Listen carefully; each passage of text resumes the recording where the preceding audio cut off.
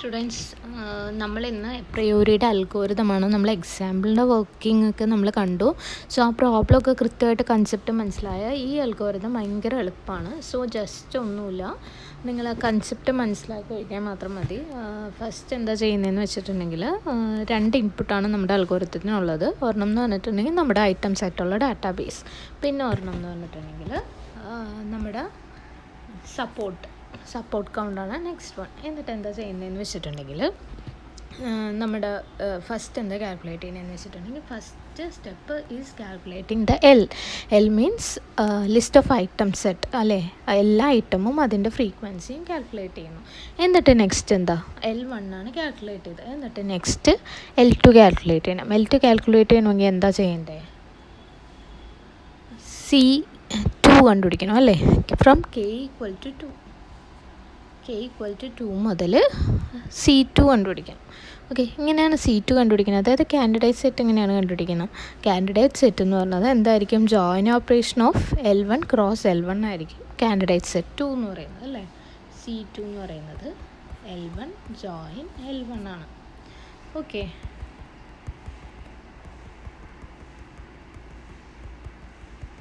So അത് പഠിച്ചു.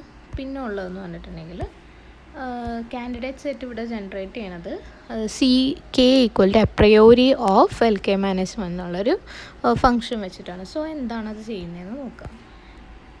അപ്രയോറി, അപ്പോൾ നമുക്ക് ആ ഫംഗ്ഷനിലേക്ക് പോയിട്ട് CK ജനറേറ്റ് ചെയ്യാനുള്ള ഫംഗ്ഷനിലേക്കാണ് ഇപ്പോൾ വിളിച്ചിരിക്കുന്നത്. സോ CK ജനറേറ്റ് ചെയ്യാനുള്ള ഫംഗ്ഷനാണിത്. ഓക്കെ, ഇതിൽ നമ്മൾ എന്താ ചെയ്യുന്നതെന്ന് വെച്ചിട്ടുണ്ടെങ്കിൽ, നമ്മുടെ മുന്നത്തെ, അതായത് നമ്മളിപ്പോൾ C2 ആണ് കണ്ടുപിടിക്കണമെങ്കിൽ അതായത് തൊട്ട് മുമ്പുള്ള L1 ഓരോ ഐറ്റമും പിക്ക് ചെയ്യും. ഓക്കെ, എന്നിട്ട് എന്താ ചെയ്യുന്നത്? ജോയിൻ ഓപ്പറേഷൻ ചെയ്യുന്നു. ഓക്കെ, ആ ഒരു സ്റ്റെപ്പാണ്. അതായത് നമ്മൾ L1 ഫസ്റ്റത്തെ ഐറ്റം എടുക്കുന്നു, L1 തന്നെ സെക്കൻഡ് ഐറ്റം എടുക്കുന്നു. അതാണ് ഈ കാണിച്ചിരിക്കുന്നത് I1 I2 എന്ന് പറയുന്നത്. ഓക്കെ, I1 എന്ന് പറയുന്നത്, അതായത് നമ്മൾ ജസ്റ്റ് ജോയിൻ ചെയ്യുക. രണ്ട് ലൂപ്പുണ്ട്. രണ്ട് ലൂപ്പിൽ നമ്മൾ എടുക്കുന്നത് സിംഗിൾ ഐറ്റം വെച്ചിട്ട് നമ്മൾ എടുക്കുന്നു ജോയിൻ ഓപ്പറേഷൻ ചെയ്യാൻ. ആദ്യം നമ്മൾ I1 എടുക്കുന്നു, L1 I1 എടുക്കുന്നു. സെക്കൻഡ് ടൈമും L1 ഫോർ ലൂപ്പ് വെച്ചിട്ട് ആ I1 പിന്നെ എന്താണ് ആ സെറ്റിൽ തന്നെയുള്ള I2 എടുക്കുന്നു, I3 എടുക്കുന്നു, I4 എടുക്കുന്നു, I5 എടുക്കുന്നു. വീണ്ടും I2 ആവുന്നു മുമ്പത്തെ ഫോർ ലൂപ്പിൽ. അങ്ങനെ നമ്മൾ ജോയിൻ ഓപ്പറേഷൻ ചെയ്യുന്നു. ഓക്കെ, നമ്മളെന്താ നോക്കുന്നതെന്ന് വെച്ചിട്ടുണ്ടെങ്കിൽ, നമ്മൾ പറഞ്ഞല്ലോ, അതായത് നമ്മൾ ജോയിൻ ഓപ്പറേഷൻ ചെയ്യുമ്പോൾ നോക്കേണ്ട കാര്യം എന്ന് പറഞ്ഞിട്ടുണ്ടെങ്കിൽ, ലാസ്റ്റ് ഐറ്റം ഒഴിച്ച് ബാക്കി മുമ്പത്തെ രണ്ട് ഐറ്റംസും എന്തായിരിക്കണം? സിമിലർ ആയിരിക്കണം. സോ ആ ഒരു കണ്ടീഷനാണ് അവിടെ നോക്കുന്നത്, ആ if condition.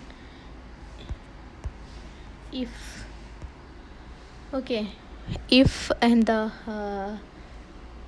L1 = L2, L2 of 1, L1 of 1 = L2 of 1, and L2 of 2 = L2 of 2, and അങ്ങനെ അൺടിൽ നമ്മളുടെ ലാസ്റ്റ് എലമെൻറ്റിന് തൊട്ട് മുന്നേ വരെ എത്ര ഐറ്റംസ് ഉണ്ടോ ഒരു സെറ്റിൽ അതെല്ലാം ഈക്വൽ ആയിരിക്കണം മുമ്പത്തെ സെറ്റുമായിട്ട്.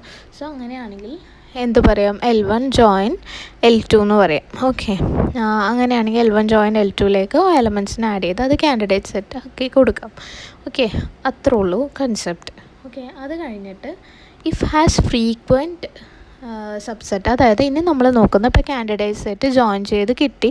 കാൻഡിഡേറ്റ് സെറ്റ് ജോയിൻ ചെയ്യുമ്പോൾ നമ്മളൊരു കണ്ടീഷൻ നോക്കിയാൽ ആദ്യത്തെ എന്തെന്നാണ്, അല്ലെങ്കിൽ എന്താ ലാസ്റ്റ് ഒരു ഐറ്റം മാത്രമാണ്, ഓരോ സെറ്റിലും ഉള്ള ലാസ്റ്റ് ഐറ്റം മാത്രമേ ഡിഫർ ചെയ്തിട്ടുള്ളൂ. ബാക്കി എല്ലാത്തിനും ഫസ്റ്റ് ഐറ്റം സിമിലറാണ്. എന്നിട്ട് നമ്മൾ എന്താ ചെയ്യുന്നത്? ഇനി ഫ്രീക്വൻസിയാണ് നോക്കുന്നത്. അതായത് ജസ്റ്റ് അല്ലെങ്കിൽ ഫ്രീക്വൻറ്റ് ഒക്കറൻസ് ഉള്ളതാണോ എന്നാണ്.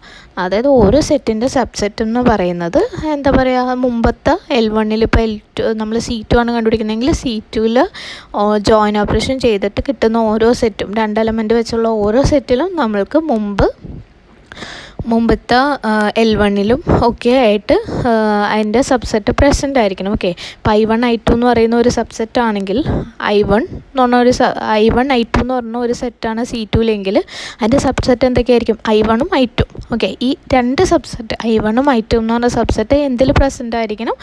L1 എന്നുള്ളത് നമ്മൾ ജനറേറ്റ് ചെയ്ത C2. സോ L1 പ്രസൻ്റ് ആയിരിക്കണം. സോ ഇപ്പോൾ C3 ആണ് നമ്മൾ നോക്കുന്നതെങ്കിൽ 3 ഐറ്റംസ് വെച്ചുള്ള സെറ്റായിരിക്കും. I1 I2 I3 വെച്ചിട്ടുള്ള സെറ്റുകളായിരിക്കും നമുക്ക് കിട്ടുന്നത്. സോ അതിലെങ്ങനെയാണ്, അതിൽ സബ്സെറ്റ് എന്ന് പറഞ്ഞാൽ I1 I2 ഒരു സെറ്റാവാം, I1 I3 ഒരു സെറ്റാവും. സോ അങ്ങനെ എല്ലാം ഒരു സെറ്റാവും. സോ അതെന്ന് പറയുന്നത് L2ലും L1ലും ആയിട്ട് പ്രസൻ്റ് ആയിരിക്കണം. അതായത് ഒന്നുമില്ല, അതിൻ്റെ സബ്സെറ്റും എല്ലാം ഫ്രീക്വൻ്റ് ആയിരിക്കണം എന്നേ ഉള്ളൂ. ഓക്കെ, നമ്മൾ ഫ്രീക്വൻ്റ് അതിൻ്റെ സബ്സെറ്റ് ഒരെണ്ണമെങ്കിലും ഫ്രീക്വൻ്റ് അല്ലാതെ വന്നാൽ നമുക്കത് ജോയിൻ ഓപ്പറേഷനിൽ C1ലേക്ക് എടുക്കാൻ പറ്റില്ല. സോ അപ്പോൾ ഈ രണ്ട് കണ്ടീഷനും മെറ്റ് ചെയ്യുമെന്ന് നോക്കണം. സോ അതാണ് പറയുന്നത്, ഈ frequent subset if it has, അല്ലെങ്കിൽ ആ ഒരു സെറ്റിന് ഇൻഫ്രീക്വൻറ്റ് സബ്സെറ്റ് ഉണ്ടെങ്കിൽ, കണ്ടോ, ഈ ഒരു സെറ്റിന് ഇൻഫ്രീക്വൻറ്റ് സബ്സെറ്റ് ഉണ്ടെങ്കിൽ ആ ഒരു സെറ്റിനെ ഡിലീറ്റ് ചെയ്യാനാണ് പറയുന്നത്. ഓക്കെ, സോ ഇൻഫ്രീക്വൻ്റ് എന്നുള്ളൊരു ഫങ്ഷനുണ്ട്. ഇൻഫ്രീക്വൻ്റ് എന്നുള്ള ഫങ്ഷനിൽ എന്താ ചെയ്യുന്നത്, അതായത് for each K-1 subset S of C, അതായത് കാൻഡിഡേറ്റ് സെറ്റിൽ ഓരോ സെറ്റിന്, ഓരോ സബ്സെറ്റിന്, അല്ലെങ്കിൽ ഒരു സെറ്റിൽ ഓരോ സബ്സെറ്റിന് S എന്ന് പറഞ്ഞാണ് വിളിക്കുന്നതെങ്കിൽ, ഇപ്പോൾ എന്താ പറയുക, I1 I2 ഒരു സെറ്റാണെങ്കിൽ S എന്ന് പറയുന്നത് I1 അല്ലെങ്കിൽ I2 ആണ്. അതായത് ആ ഒരു നമ്മുടെ കാൻഡിഡേറ്റ് സെറ്റ്, അതായത് എന്താ പറയുക, നമ്മുടെ സെറ്റിൽ ഒരു സെറ്റിൽ ഓരോ സബ്സെറ്റും എടുക്കുന്നു. എന്നിട്ട് എന്താ നോക്കുന്നത്, ആ സബ്സെറ്റ് എന്ന് പറഞ്ഞാൽ, അതായത് ഇപ്പോൾ I1 ഒരു സെറ്റാണ്, I2 എന്ന് പറഞ്ഞാൽ വേറെ സബ്സെറ്റാണ് അല്ലേ. നമ്മുടെ കാൻഡിഡേറ്റ് സെറ്റിൽ കുറേ സെറ്റ് ഉണ്ടോ, അതിൽ ഒരെണ്ണം ഞാൻ എടുത്തിട്ടുണ്ട്, അതിൻ്റെ സബ്സെറ്റ് എന്ന് പറഞ്ഞാൽ I1ഉം I2ഉം ഓരോ സെറ്റുകളാണ്. സോ I1ഉം I2 എന്ന് പറയുന്നത് തൊട്ട് മുന്നത്തെ LK-1 പ്രസൻ്റ് ആണോ എന്ന് നോക്കുക, അല്ലെങ്കിൽ ഇതിലും LK-1 LK-2 പ്രസൻ്റ് ആണോ എന്ന് നോക്കുക. അതാണ് നോക്കുന്നത്. ഇഫ് S എലമെൻ്റ് ഫോർ ലൂപ്പാണല്ലോ, അപ്പോൾ K വാല്യൂ മാറുന്നുണ്ട്. സോ എന്താ, തൊട്ട് മുമ്പുള്ള L(1) ഇപ്പോൾ CF3 ആണെങ്കിൽ L(2) L(1) ഈ സബ്സെറ്റ് പ്രസൻ്റ് ആണോ എന്ന് നോക്കും. ഓക്കെ, അങ്ങനെയാണെങ്കിൽ ഇപ്പോൾ നമ്മൾ കണ്ടുപിടിച്ചേക്കുന്ന C2 ആണ്. C2ൽ ഈ സബ്സെറ്റ് എന്ന് പറഞ്ഞാൽ I1ഉം I2 ആണ്. I1ഉം I2 എന്ന് പറയുന്നത് L1ൽ പ്രസൻ്റ് ആണോ എന്ന് നോക്കും. ഓക്കെ, L1ൽ പ്രസൻ്റ് ആണോ എന്ന് നോക്കും. അങ്ങനെയാണെങ്കിൽ നമുക്ക് പറയാം അത് ഫ്രീക്വൻറ്റ് സബ്സെറ്റാണ്. സോ ഡിലീഷനൊന്നും നടത്തേണ്ട ആവശ്യമില്ല. പിന്നെ അടുത്ത സെറ്റ് എടുക്കും. അടുത്ത സെറ്റ് I3 I5 ആയിരിക്കും. എന്നിട്ട് വീണ്ടും അതിൻ്റെ സബ്സെറ്റുകൾ എടുക്കും. I3 ഒരു സബ്സെറ്റാണ്, I5 ഒരു സബ്സെറ്റാണ്, അത് എലമെൻ്റ് ഓഫ് ആണോ എന്ന് നോക്കും. അങ്ങനെയാണെങ്കിൽ കുഴപ്പമില്ല, ഇല്ലെങ്കിൽ ഡിലീറ്റ് ചെയ്യാം. ഓക്കെ, ഇനി അപ്രയോറി ജനറേഷൻ അവിടെ നിന്ന് നമ്മൾ നമുക്കിപ്പോൾ CK കിട്ടി അല്ലേ, അവിടെ വരെ നമ്മൾ എത്തിയത്.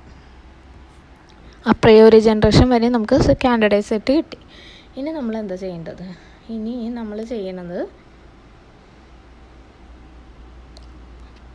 ഓക്കെ, ഇനി ഓരോ സബ്സെറ്റ് എടുക്കും. ഓക്കെ, കാൻഡിഡേറ്റ് സെറ്റ് കിട്ടിയല്ലോ, അതായത് ജോയിൻ ഓപ്പറേഷനൊക്കെ ചെയ്ത് എല്ലാ ഫംഗ്ഷനും ചെയ്ത് കഴിഞ്ഞാൽ കാൻഡിഡേറ്റ് സെറ്റിൽ ഇപ്പോൾ കുറേ സെറ്റുകളുണ്ടാവും. സോ എന്നിട്ട് നമ്മൾ നോക്കുന്നത് ഈ ഓരോ സെറ്റിൻ്റെയും ഫ്രീക്വൻസിയാണ് നമ്മൾ നോക്കുന്നത്. കൗണ്ട് നോക്കും.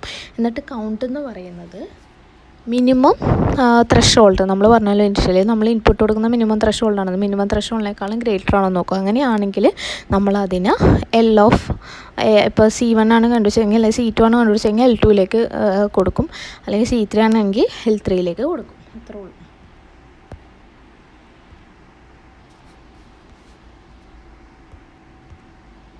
ഓക്കെ, അങ്ങനെ നമുക്ക് നമ്മുടെ LK കിട്ടും. ഓക്കെ, ഇതാണ് നമ്മുടെ അപ്രയോറി അൽഗോരിതം.